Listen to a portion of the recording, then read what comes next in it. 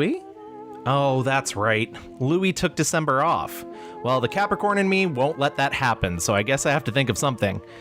Wait, what if I, Gavin, a well-known Scrooge, went on the search for a holiday movie that I could actually get behind? That's perfect. I'll invite ghosts of podcasts past and podcasts yet to come to join me and present to me one of their favorite holiday movies. Who knows? Maybe my heart will grow 3 sizes for every new movie. This is a The Mixed Reviews special presentation, Gavin's Holiday Gauntlet, Part 1. Our first guest is a returning favorite, Chelsea Eichholz, producer and podcaster from the Untitled Cinema Gals Project, the Community Rewatch Podcast, and Those Gals Have Moxie podcast. Chels, welcome back to the show. Thank you for having me. I saw your message and I'm like, I don't even know what this is. Absolutely, yes. I sent out a sleigh-shaped bat signal and was like, please give me some work to do. I need the work. And I was like, homework? I love homework. I want to do this. That's genuinely me all the time. I'm like, what can I learn? What is downtime? Louis like, I'm really busy. And I'm like, me too. Louis said self-care and we said, nah, not for us. Nah.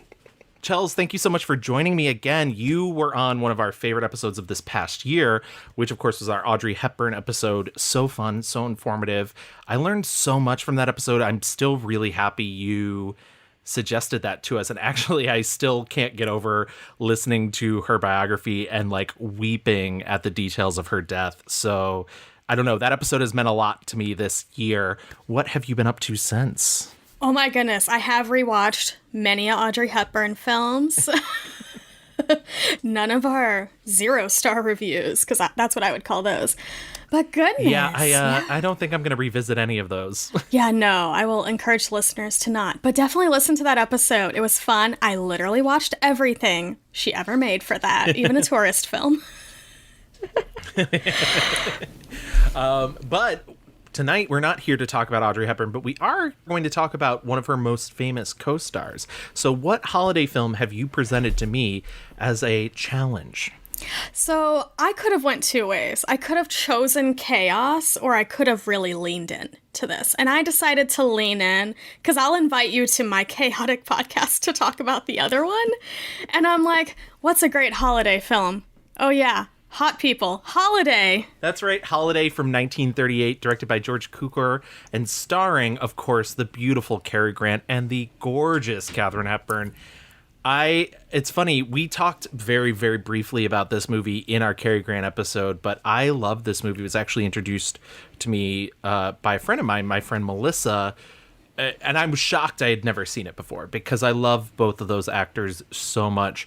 The other thing I want to say is, what fun to start this podcast off with not a Christmas movie. This is mostly a New Year's movie, and it is the Holiday Gauntlet.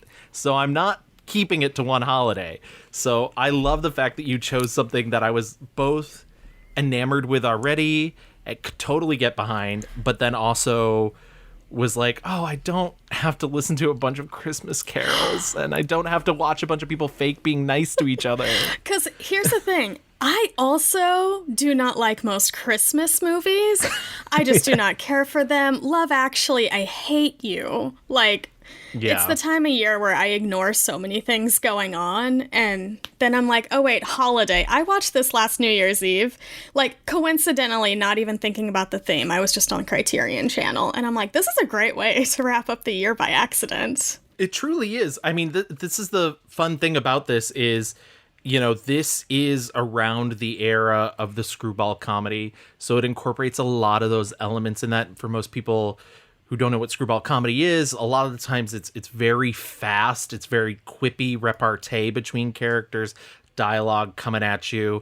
There's occasionally elements of slapstick, especially when Cary Grant is involved. I mean, we mentioned on his episode that he used to be an acrobat, and he really shows that off in this film. He's constantly doing flips. He's carrying Katharine Hepburn on his shoulders, and not just carrying on his shoulders. It's not like she's just on his back. She is standing full up top. It's really amazing. I love both of these performances. I love them so much. Cary Grant, I've said for so long. Canonically, the hottest man. He is so silly and funny. And, like, just because, one, your episode that I listened to about Cary Grant, I know about his background, but I always believe whatever character he is so hot. But it's like, yeah, I completely believe that he is just this average dude walking around and stuff and just happens to fall in love with somebody and doesn't care about her money. I just love it. Now, I guess we should explain the plot to people. It's a very sort of simplistic plot. Cary Grant plays Johnny Case, who is a self-made man. He doesn't have a lot of means, but he does seem to have some means.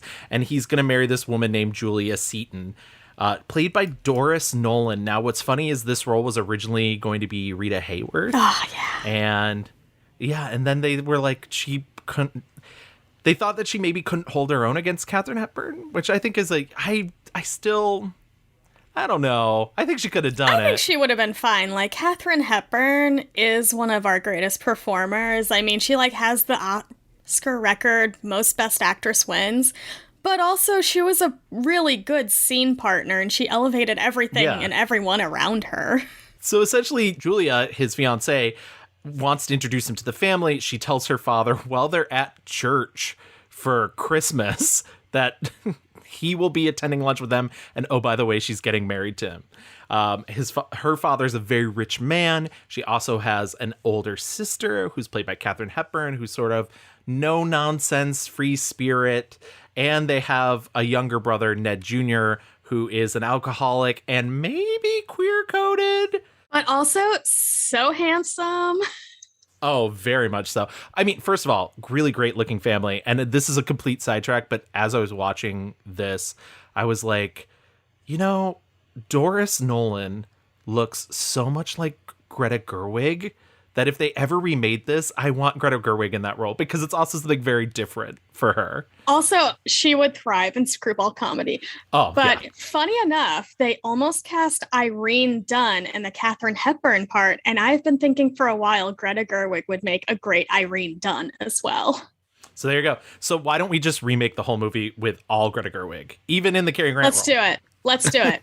She's hot enough. I believe in her. Chaos ensues from there. Her father doesn't think Johnny's good enough. Her brother's sort of ambivalent. And the older sister, Linda, who's Katharine Hepburn's character, starts to fall in love with Johnny, even though she doesn't want to admit it. As the movie goes on, you sort of learn that Julia herself is maybe a little too high society for Johnny, maybe cares for too much of the finer stuff in life. And Johnny's not that person. He would gladly turn his back on the wealth in order to just be with the woman who loves him. And of course, that woman's actually Linda. So that's, the very Cliff Notes version. Most of this movie takes place on New Year's Eve. There's a big New Year's Eve party that is also the sort of coming out party for Julia and Johnny as an engaged couple. But Johnny doesn't spend most of the time at the party. He finds both Linda and two of his friends from his non-upper class life having a mini party in the old music room. And most of the film takes place there, actually. This was based on a play. Obviously, there's a reason that most things take place in one room. It makes it much easier for staging. But this is also not the first time this movie was made. Nope, not indeed. So 1930, this film was made by Edward H. Griffith. It was a pre-code movie. It starred most people remember Mary Astor. Mary Astor was Julia. She was the, whatever you call it, the materialistic sister who they're engaged at first. And then actually Anne Harding played Linda. And I had to watch this film for my dear Kevin Jacobson's Oscar runner-up Best Actress thing because Anne Harding was nominated for an Oscar for this role. And I ranked her last because I was so bored. Wow. I will say, so when I had no idea that this movie was a remake, which is funny. I guess I just lacked that part of research. But when you first mentioned it to me, you'd mentioned you'd seen the original. So I went out of my way to watch the original because it's also like an hour and a half and they're both on the same Criterion disc. And the one thing I will say is it's, contrasting and comparing. I think the problem is the original is directed like a drama. And so... Yeah. So there's not a lot of that room for the comedy. There isn't. It's also very early sound. And like when I was researching for Kevin's podcast, I found that Anne Harding was hired because of her diction. And people like to have her in films because she could speak clearly for the mics because they were still really trying to figure out sound then. And I think the biggest problem with that film isn't really the actresses. I think the lead male is just such a wet blanket. I was the only child, and I wasn't in a position to be of much help. My mother died the May before my 16th birthday. How sad. Yes, it was sad. I hadn't any connections except for an uncle in Wilmington who was in the roofing business. He wasn't much good, though. Was inclined to get drunk. Still is. We've got an uncle like that. That's literally what I was going to go for. Robert Ames, who plays Johnny Case, is certainly no Cary Grant. Oh my goodness. And it's so unfair to go from this very boring, like, I could not pick him out of a lineup, and I watched this movie less than 6 months ago, and then it's Cary Grant. I watched this movie a week ago. I have no idea what this man looks like. Yeah, I have very little memory of the film, and I'm like, I watched this, like, off of the Criterion. I was glad when Kevin was like, I'm having you on this podcast. I know you have this Criterion. Look inside of it, because the film is so hard to find. Like, you cannot find it anywhere else. But I will say also, I will give Anne Harding this. I think she's very good at doing something different than Katharine Hepburn is doing. But once again, she's one of the only standouts in it. But the original has Hedda Hopper in it and everything. But once again, it's just those like dead spaces. It's the way that the dialogue doesn't really seem to connect. And I'm sure a lot of it worked better with an audience, but film is a completely different medium. Yeah. Holiday 1938, it is postcode. So obviously there's restrictions on it, but I think they do a really good job at sort of twisting the way things happen to get around some of the, things that would be deemed inappropriate by the code. Not that this movie is, very inappropriate, but there are some jokes that I was like, that's a sex joke. I genuinely really love Cary Grant and Katharine Hepburn's chemistry in this movie. This was the third of 4 movies they did together, so it's not like they were strangers. But there is an immediate ease they seem to have with each other that none of the other actors have amongst them, which is so necessary, I think, to these two roles. And also, I think what's funny is the biggest change that I think Katharine Hepburn plays with Linda than in the original is Linda seems to know who she is from the very moment of the first time you see her in the 1930 version, where in this version, I think Linda is aware of who she is, but she's not necessarily aware of what she wants, and everyone else is. And that's a really funny thing to put into a movie, because it's very clear how much her and Johnny are the perfect pair to everyone, including the audience. But she just keeps trying to be like, I gotta get Johnny back. I gotta get Johnny back with my sister. I gotta get him in here. And it's very funny to me that, like, she can't see it.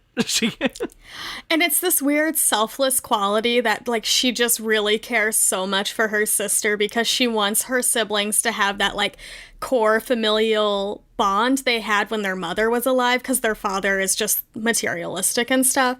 And it's just her realization that her sister is just as materialistic as her father. And it's like she was looking at her family through these rose-colored glasses, and then it kind of just breaks. And then whenever she's able to break away from the family, I am just cheering for her, because you can see she's so unhappy in this very strange house with, like, all these different floors and the elevators and people getting lost all the time. And it's just like, oh, she's finally out of that house. Let's let her free. And I love it. And I love how instantly she connects with his friends. Now there's this whole great scene with his friends, Professor Nick Potter and Susan Potter. They're also his roommates, seemingly. He seems to live with them. Does he He not? like crashes. He's like, I'm just back from holiday. Here's my stuff. He makes like the comment, I don't have time to go back to my place. And I'm like, but you have time to go to theirs, sir. Yeah. I'm curious. Exactly. And so they're invited to the party. They get lost. They're the ones who first run into Katharine Hepburn in the music room. And they're entertaining her. And I love the fact that Katharine Hepburn's character is so congenial and so at ease with these strangers that none of them stop to even go look for Johnny at all. and that like she recognizes Susan Potter as a lecturer. Yes. And stuff. Yes. And invites her because she was like impressed with this woman and stuff. And it's very different because like professors, like they still do not make a lot of money and stuff. So it's just like the immediate welcome and respect she's giving to all these people who are just kind of seen as a lower class to her other family. It's like kind of nice to see that, and there's like no shame or anything, even though this whole film is about money and shame and family. You're Susan Elliott. Yes, my married name is Potter. No, but you lectured once at our school. I'm Linda Seaton. You're not? Yes. Johnny said her name was Julia. Oh, but Julia's my younger sister. Do you know Johnny? Oh, for years. Well, I'm glad to see you. Come in. Who's that? That's my husband, Nick Potter. Oh, you can come in, too. Close the door. So this film is about 6 years post the Great Depression.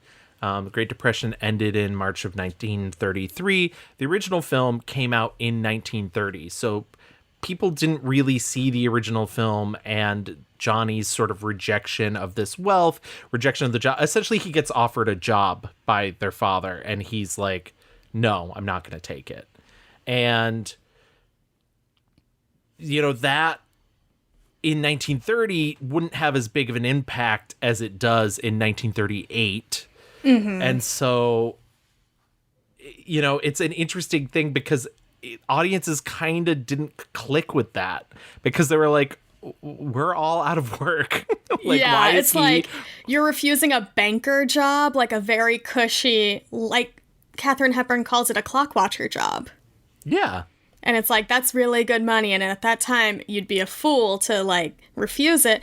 But also, one thing we don't talk about a lot in this film, and not a lot of people talk about it in general, is he talks about how he had to work from the time he was 10 and his father died and his mother took on the debts. And it's like, he finally got a little bit of money from playing with some simple stocks and getting lucky. And it's like, he's going to take a break for himself just for a little bit. And AKA that's actually the holiday. Yeah, I mean the titular holiday. Mm-hmm. And that's one of the big changes too from the play and the original film is that he is a man of self-made means. You know, in the original it's not necessarily as much about, you know, how much lower class is he? How, you know, but this one really focuses on, well, he worked, and he worked really hard to get where he is. And so he's not interested in these sort of handouts. And he's also not really well off to begin with. And so it's this fascinating give and take, I think, that really works with this movie particularly. Once again, not to keep contrasting and comparing with the original film, but I do think it's interesting to like view both, especially through a 2021 perspective and especially through film history perspective. Yeah, I agree. Also, my last comment on the other 1930 is, if they had switched Anne Harding and Mary Astor, like, in the roles, I think it would have been a lot better. I actually completely agree. I think Mary Astor is the one giving the best performance in the movie. Mm-hmm. And once again, I don't hate the portrayal of Linda, but I don't know. I think Mary Astor would have put in it better. I think so. She's so expressive. I've liked her in so many other things. I know what she can do, but I think it's because I think, like I said, in the 1931, when you first meet Linda, you know who she is already, and so there's nowhere else to go with it. And I think Mary Astor could have provided those layers that are sort of missing from that, because Mary Astor does a really good job of playing that, like, oh no, I'm not materialistic, and then by the end it's like, oh no, we were wrong about her. But that's sort of, I do like that this film delves into that. And not just to keep harping on the upper class versus the lower class, but I do think both movies have a lot to say, particularly about, I think it's in the original film where they actually flat out sort of like talk a little bit about Marx. They don't say his name, but there's like a bit where one of them says something about comrade, and I like that the movie's sort of like, hey, capitalism, not great, not the way to achieve happiness. And also just another reason I like it as a holiday film, because every Christmas film has something cheesy to it. And this one is like, oh, you don't always have to go for the money or the big thing to find your happiness. You can actually leave all that behind. So it does have that Christmas element without shoving it in your face and being annoying.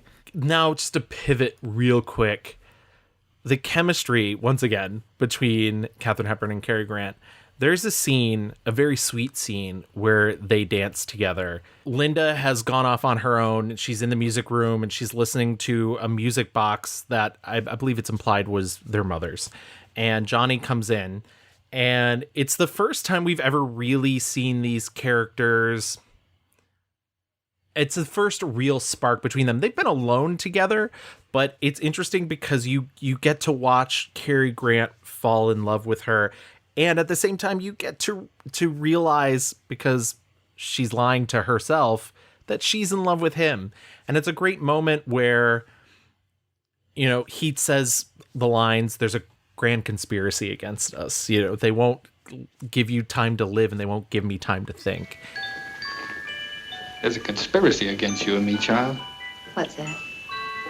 A vested interest. I know. They won't let you have any fun, and they won't give you time to think. I suppose, like the great fathead you are, you told Father all your little hopes and dreams. Pretty disappointing. Bad enough. Poor boy. Hey, what about your own evening? Not so hard either. Poor girl. Of course, they may be right. Don't you believe it. I don't know, they seem so awfully sure. It's still your ride, isn't it? You know where you want to go, don't you? I thought I did. So did I. Pathetic, wasn't it? All my fuss and fury over anything as unimportant as this party. Maybe it is important. Well, if it is, I'm not, and I guess that's the answer. Linda, you're so sweet.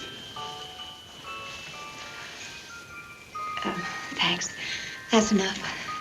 And I think that's very true, because if this movie slowed down for a little bit, though I guess maybe not, because 1930 is much slower, but if this movie slowed down for a little bit, both of these characters would have the time to realize that they're falling in love with each other, that they're more suited towards each other than they are for, than she is for this rich person's life, and he is for the, this trophy husband life. Exactly. I just love that scene so much. It's so romantic and beautiful, and the music box playing in the background. It's just so charming.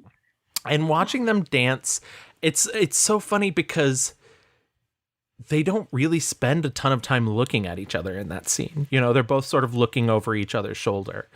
But it's the comfort of knowing that they're there together that makes it so they're able to sort of let down their own defenses. She says something along the lines of, you fathead, you probably told Father all your hopes and dreams. And it's such a telling statement, because she knows that being from a wealthy family, they can buy whatever they think would keep them happy. And so she's worried about Johnny being treated like a possession, and she knows that's not what he wants, and certainly it's not what she's wanted out of her life. And we've seen even the children being treated as possessions, because you look at the son, played by Lou Ayres, who I love, and he's just told by his father, I need you to stay until 6 o'clock at work. And he's like, but I have nothing to do after 3 o'clock. And he's like, it's for appearances.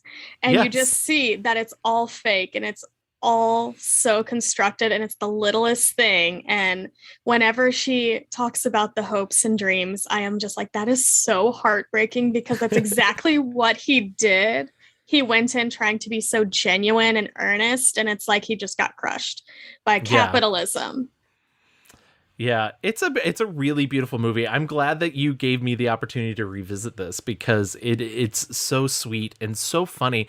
And maybe I've hopefully gotten that across that this is a comedy. I mean, this has so many absolutely funny moments. Funny. And it's so heartfelt and romantic. I love a good rom-com. We don't get good rom-coms with like actors that have chemistry anymore. Not really. We really don't. Like, I say that as a blanket statement. There's usually a couple, but it's just, we don't get it like this. Yeah, I fully understand what you're saying because everybody seems to be in tune on the same wavelength about what movie they're making. And they seem really, I don't know, really working together. There's no weak link in this cast. And it's so funny because Edward Everett Horton, who plays Nick Potter, who is Cary Grant's friend, who is this professor, plays that same role in the 1930 version.